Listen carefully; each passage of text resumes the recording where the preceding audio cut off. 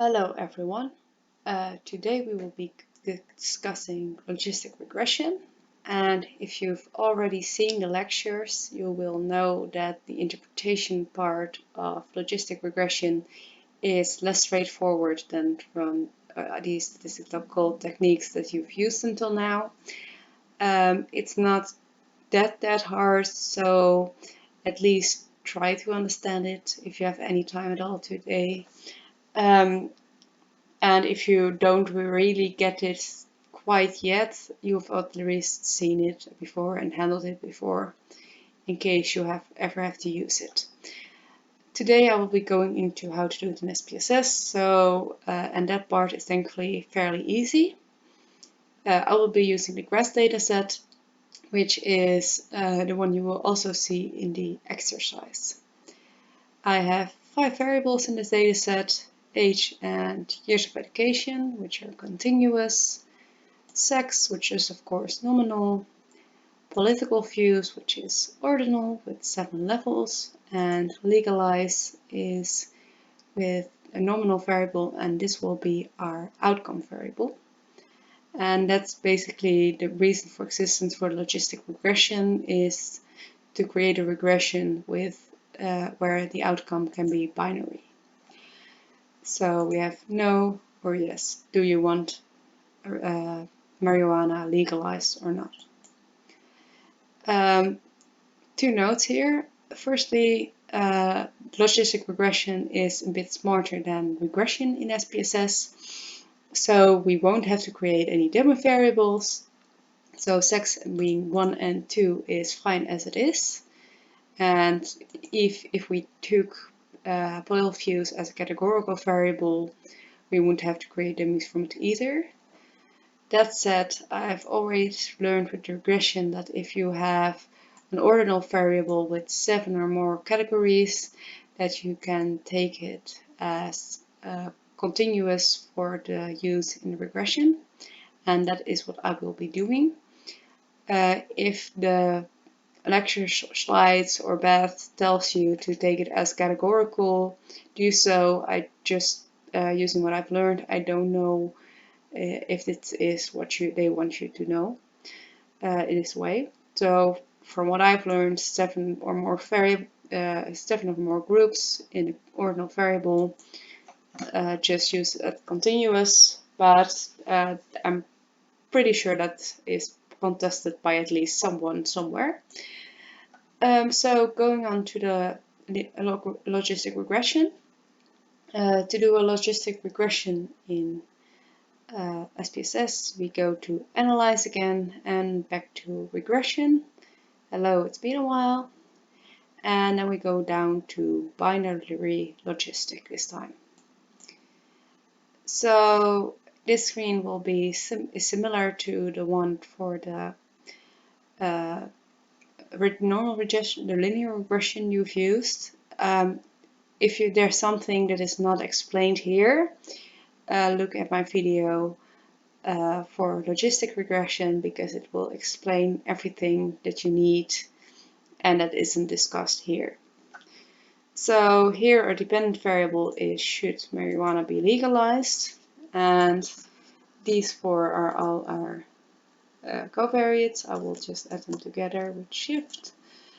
So we have 4 independent variables here. If you want to create an interaction, once again, logistic regression is a lot smarter than regression in SPSS. You can just click, shift, click, and click on this button, the AKB, A times B, and you will get an interaction effect. I won't be any interactions here, but I won't be using them here. But if you do need to use an interaction, click, shift, click, and click on A times B. Now we have the blocks function again too, which I explained in my regression video. We can't run the logistic regression like this because we have one categorical variable, sex. As I said before, pol views is ordinal, but I will be taking it as continuous due to it having a lot of categories. So to fix this, to make this ensure that logistic regression knows it's categorical, we have to click categorical. And then just sex, we move it to the other side. So here we have the covariates, and here we have the categorical covariates. Here's the change contrast. You can mostly ignore this, just know the reference category. If you keep it at last, which is the default, in this case 2 is female, so 2 will be the reference category. If you put it at first, then 1, the male, will be the reference category. So which you take depends on the variable, and it doesn't really matter that much. I prefer first. Do realize that, or do remember what you put here, because that matters a lot. Okay, so sex is now a categorical variable, and now we can run the logistic regression. So firstly, I will show you what you get now. And first you get some extra information, which isn't particularly interesting. And also on the categorical variables. And then we have a block 0, which is something that you won't need to use much, but you should know what it does. This is an empty block, basically, where there's only a constant, which, as it says here, variables in the equation, just constant. And here is a classification table is generated, which says that shows the observed answer to the question, should marijuana be legalized, and what they predicted for that person.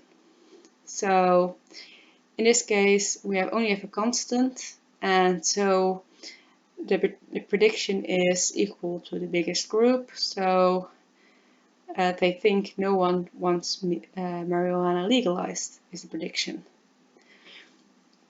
This is partly correct, partly incorrect, and here you will find the percentage of correctness, which is 100% and 0. And here you will have the overall percentage, which is the interesting part, because this tells you if your next model performs better than just if you say everything belongs to one group. So here's 69.6, and if we go down, here same again, chi-square test, polysummary classification table, and here you see that there have been some mistakes. This is observed, and it's no, and they predicted yes. But now they also have some correct predictions on people who want marijuana legalized, that they actually want marijuana legalized. The percentage correct has risen, so now you have a model that predicts better than your previous model, than an empty model with just a constant. Here you have the parameters, and this is pretty much the same. It looks the same, at least, as the normal regression. Do note here that B here is not the same B as you see in the normal regression.